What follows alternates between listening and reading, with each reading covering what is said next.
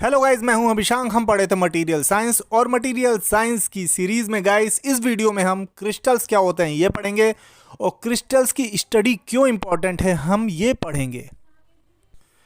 Crystals एक solid material होते हैं जिनमें एटम्स, मॉलिक्यूल्स, आयंस एक प्रॉपर ऑर्डर में और रिपीटिंग पैटर्न में 3 डायमेंशनल स्पेस में अरेंज होते हैं। इस रेगुलर अरेंजमेंट से क्रिस्टल को कुछ ज्योमेट्रिकल शेप्स मिलते हैं और कुछ यूनिक प्रॉपर्टीज़ मिलती हैं। क्रिस्टल्स वेरियस प्रोसेसेस से बनाए जाते हैं, जैसे कि मटेरियल को, मोल्टन मटेरियल को कूल करना, सॉल्यूशन में प्रेसिपिटेट प्रिपेयर करना या फिर सॉलिड स्टेट ट्रांसफॉर्मेशन से। इस डायग्राम में डायमंड का क्रिस्टल इलस्ट्रेट किया गया है गाइस। क्रिस्टल्स की नॉलेज, उसकी अंडरस्टैंडिंग हमारे लिए क्यों ज़रूरी है?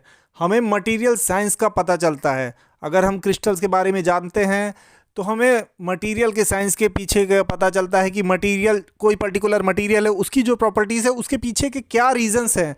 सेमीकंडक्टर ऐसे क्यों बिहेव कर रहे हैं, मेटल्स ऐसे बिहेव क्यों कर रहे हैं, तो उनकी प्रॉपर्टीज़ बेसिकली उनके मॉलिक्यूलर स्ट्रक्चर से ही पता चल सकती है। और इसीलिए उनके क्रिस्टल्स के बारे में जानना काफ़ी ज़्यादा ज़रूरी है और इससे हम नए मटेरियल्स को भी इनोवेट कर सकते हैं, उनके बारे में भी हम जान सकते हैं।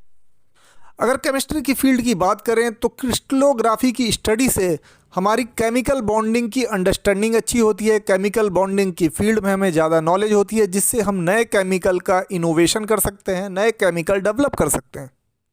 जियोलॉजी की फील्ड में हमें क्रिस्टल स्टडी से बहुत बेनिफिट मिलता है। हम मिनरल्स को आइडेंटिफाई कर सकते हैं। जियोलॉजिकल प्रोसेसेस की अंडरस्टैंडिंग अच्छी होती है, जिससे कि अर्थ की हिस्ट्री और उसकी कंपोजिशन की नॉलेज भी हमारी बेटर हो जाती है।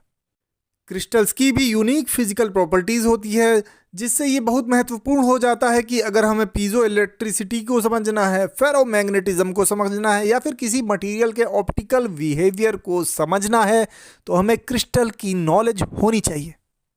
क्रिस्टल्स का बहुत बड़ा रोल होता है अलग अलग टेक्नोलॉजीज़ में, जैसे कि लेज़र्स में, सेंसर्स में, कम्युनिकेशन डिवाइसेस में, और हर टेक्नोलॉजिकल एडवांसमेंट में क्रिस्टल स्टडीज़ का बहुत ज़्यादा रोल होता है। मेडिसिन्स की फील्ड में अगर हमें नया ड्रग बनाना है, नई मेडिसिन बनाना है, उसे डिज़ाइन करना है, डेवलप करना है, तो क्रिस्टल लेवल से हमें नॉलेज होनी चाहिए।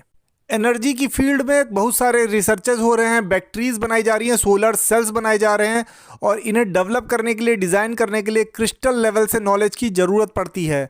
तो ओवरऑल क्रिस्टलोग्राफी का बहुत ज़्यादा इम्पैक्ट है, बहुत ज़्यादा यूज़ है और क्रिस्टल्स की नॉलेज रखना बहुत ज़रूरी है, चाहे वो मटेरियल साइंस हो, चाहे कोई और फील्ड हो।